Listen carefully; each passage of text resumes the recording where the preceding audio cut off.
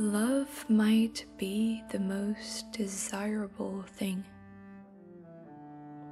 at least in my opinion. It's such a natural feeling, and it manifests sometimes in very unexpected ways.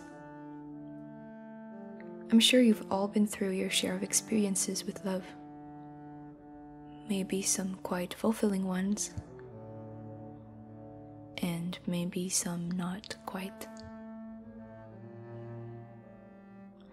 I've come to wonder, how is it that love can fail? Love is innate within everyone. It's inevitable, bound to happen, so then why? What if whatever it is we call love turned out not to be true love? What if our vision of what love is was false? Then wouldn't it make sense for that false version of love not to fulfill our heart's needs?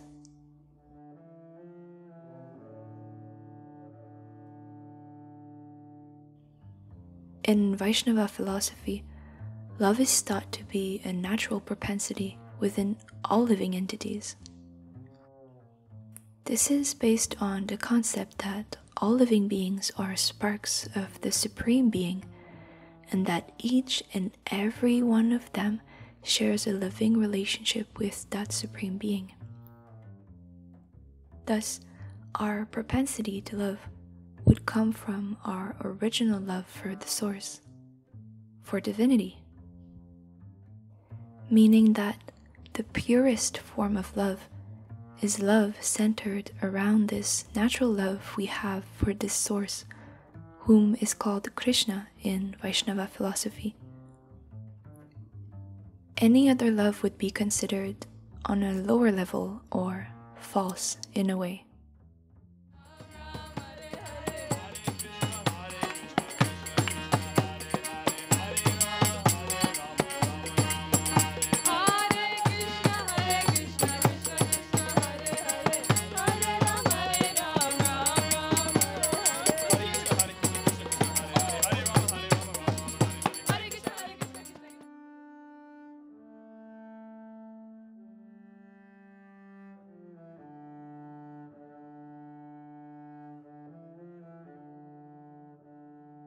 The last few weeks have been really emotionally chaotic for me. Anywhere I go, I search for connection, but I also tend to get really attached very quickly to someone I share a connection with. That's something that's been repeating itself in my life. And I knew somewhat, but now I'm realizing much more clearly that I don't know how to love. I don't know how to love properly. I don't know how to love in a healthy way. And in Krishna consciousness, we learned that any love that's based on the body, and the body is not just the physical body, it's also the subtle bodies like the mind and the false ego. So that includes, self-worth issues, insecurities and stuff like that, emotional validation. That love is not pure. Maybe it's love, but it's not pure. It's kind of tainted by these lower feelings. And I've been going through a lot of lessons in terms of what is real love. And the process of bhakti yoga literally is, as my friend said, a school that teaches you how to love properly. And that's literally what I've been going through, learning how to love. And man, it's so hard. I feel defeated. I feel at loss. I just have been loving wrong this whole time, and it's really hard to change that way of loving. I'm very attached to the way that I want love to be. There's one sentence that was said in a class here in Krishna House recently. It's the story of two cows in the spiritual world. So a mother cow and her calf. And Krishna, or the supreme being or God, went to see those cows because the mother had just given birth to her calf. And when they saw Krishna, they stopped looking at each other and they just looked at Krishna. And Krishna was like, no, don't look at me, look at each other. And so he was trying to make them look at each other, and they wouldn't. They would just look at Krishna.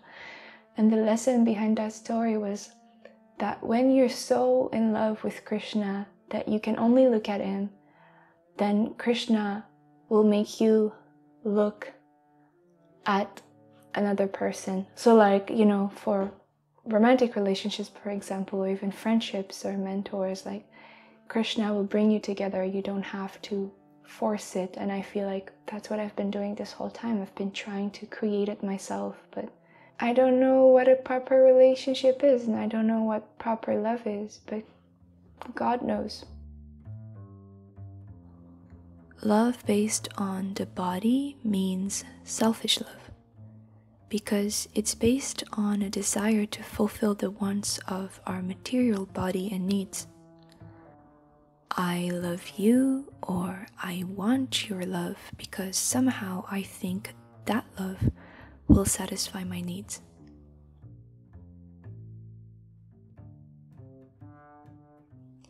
Pure love is selfless and is soul-based. It puts Krishna, or the Supreme, at the center. But what does that mean? Well, from the little I can understand right now, it means that we're not looking for validation in the other person. It means we're not looking for the other to complete us in some way. It means that we don't actually have a need for the other. If pure love is centered around Krishna, then you would only be with someone that Krishna wants you to be with. If the desire for love is there, and that desire for love is redirected towards your relationship with God, then God Himself will make all the arrangements for your heart's desires to be fulfilled in the best way.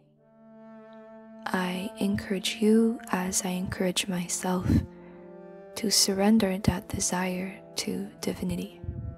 Thank you. I love you.